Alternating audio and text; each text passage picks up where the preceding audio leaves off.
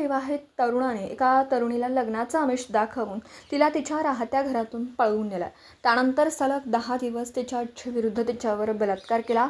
ही घटना 14 ते 24 जुलै दरम्यान मुळा धरण पलीकडील एका गावात घडली आहे। या घटनेतील एका 18 वर्ष 9 महिने वय असलेली तरुणी मुळा धरण पलीकडील एका गावात कुटुंबासह राहते। ती आई वडिलांसोबत मेंढ्या चारण्यासाठी परिसरातील गावात जात होती। तेव्हा आरोपी तरुण त्यांच्या मेंढ्या चारण्यासाठी घेऊन येत असे। तेव्हा त्याची पीडित तरुणीसोबत सुमारे ऑगस्ट 2025 मध्ये ओळख झाली होती। त्यानंतर ते एकमेकांसोबत फोनवर बोलत होते। त्यावेळी मला तुझ्यासोबत लग्न करायचं आहे असं आरोपी तरुणीला म्हणाला। त्यानंतर तरुणाचे पहिले लग्न झालेलं आहे असं तरुणीला समजलं। तेव्हा ती तरुणाला म्हणाली की तुझे पहिले लग्न झाले आहे तरी तू माझ्यासोबत मैत्री करू नको। परंतु त्याने तरुणीला विश्वासात घेऊन सांगितलं की माझे व पत्नीचे भांडण झालेले असून ती तिच्या माहेरी राहत आहे। तेव्हा तरुणीने त्याच्या बोलण्यावर विश्वास ठेवला। 14 जुलै रोजी सकाळी 8 वाजता पीडित तरुणी तिच्या राहत्या घरी असताना आरोपी तरुण तेथे गेला आणि तरुणीला म्हणाला की आपण दोघे पळून जाऊन लग्न करू। तरुणीने त्याच्या बोलण्यावर विश्वास ठेवून त्याच्यासोबत लग्न करण्यासाठी त्याच्या मोटारसायकलवर घरात कोणाला काही न सांगता निघून गेली।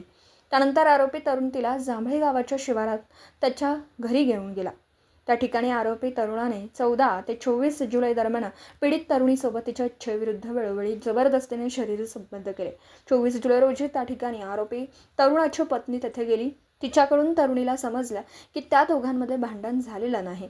तेव्हा तरुणीने तरुणाला लग्न केव्हा करता असं विचारणा केली। तेव्हा त्याने उडवाउडवीचे उत्तर देऊन शिवीगाळ केली। तसेच जर तू झालेल्या प्रकाराबाबत कोणाला सांगितलं तर तुला जिवंत ठेवणार नाही अशी धमकी दिली। त्यानंतर तरुणीने तिच्या आई वडिलांच्या घरी जाऊन झालेला प्रकार सांगितला। पीडित तरुणीने नातेवाईकांसह राहुरी पोलीस ठाण्यात धाव घेऊन फिर्याद दाखल केली। तिच्या फिर्यादीवरून आरोपी पांडू रामभाऊ पवार राहणार ढवळपुरी याच्यावर विविध कलमांतर्गत बलात्काराचा गुन्हा दाखल करण्यात आला। पुढील तपास पोलीस निरीक्षक रवींद्र देशमुख यांच्या मार्गदर्शनाखाली पोलीस उपनिरीक्षक गणेश वाघमारे करीत आहेत। दीपक साळवेसह योगेश पवार, न्यूज 14 राहुरी।